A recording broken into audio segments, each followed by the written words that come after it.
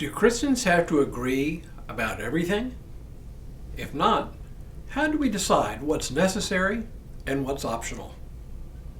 Hello, I'm Stuart Baskin, pastor of First Presbyterian Church of Tyler, Texas. And this is your daily devotional for Tuesday, August 5th, 2025. This week I'm talking about some of the paradoxes and polarities we encounter in the Christian faith. Is there such a thing as absolute truth?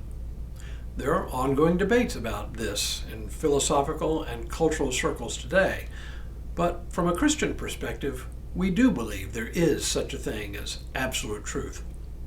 It's one thing to say it, though. It's quite another thing either to define it or to say how we know what ultimate absolute truth is. To say nothing of the question, what do we do when people disagree about it in the church? Our Book of Order contains a short section called Historical Principles of Church Order, which lays out, as the heading suggests, the fundamental principles which inform our approach to being the church. The language is a bit antiquated. After all, it was written in the late 1700s, but it is not so convoluted as to be indecipherable. One of these principles stakes a claim that there is such a thing as truth. It says that truth is in order to goodness, and the great touchstone of truth, its tendency to promote holiness according to our Savior's rule, by the fruits ye shall know them, and that no opinion can be either more pernicious or more absurd than that which brings truth and falsehood upon a level and represents it as of no consequence what a man's opinions are. On the contrary, we are persuaded that there is an inseparable connection between faith and practice, truth and duty. Otherwise, it would be of no consequence either to discover the truth or to embrace it. Okay, this principle is stated in a way that makes it a little hard to grasp on first reading, especially if you're hearing it rather than reading it for yourself. But what it says is that there is an inseparable connection between what we believe and what we do. Well, no surprise there.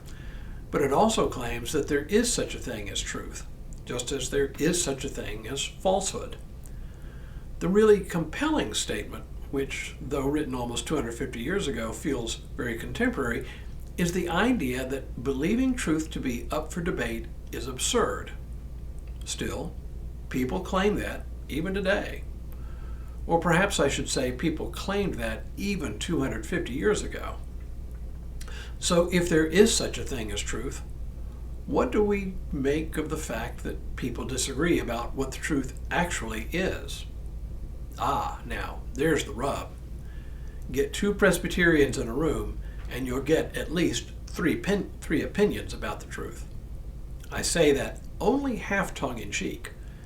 People disagree about what the truth actually is because, surprise, surprise, we are not God and cannot claim to fully know the mind of God.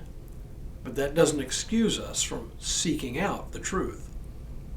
That's why the very next principle, the opposite end of the polarity, is this: that while under the conviction of the above principle we think it necessary to make effectual provision that all who are admitted as teachers be sound in the faith, we also believe that there are truths and forms with respect to which men of good character and principles may differ. And in all these, we think it the duty both of private Christians and societies to exercise mutual forbearance toward each other. This is the principle we call Adiaphora. It's a Greek word meaning indifferent. We recognize that while there is such a thing as truth, people, good people, may differ regarding what it is and what it requires of us. We therefore leave room for disagreement, even about important things. So here it is. How do we decide what is necessary and what is not? This is not easy. If it were, things would be much different, of course. The search for truth is much like an ongoing search rather than an object on display at a museum. Just because there is truth out there doesn't mean that at any given moment we have a firm grasp on exactly what it is. That's why we give room for disagreement without giving up on each other. These things are indifferent or Adiaphora because we believe we can differ. Tomorrow, a look at the polarity within human nature.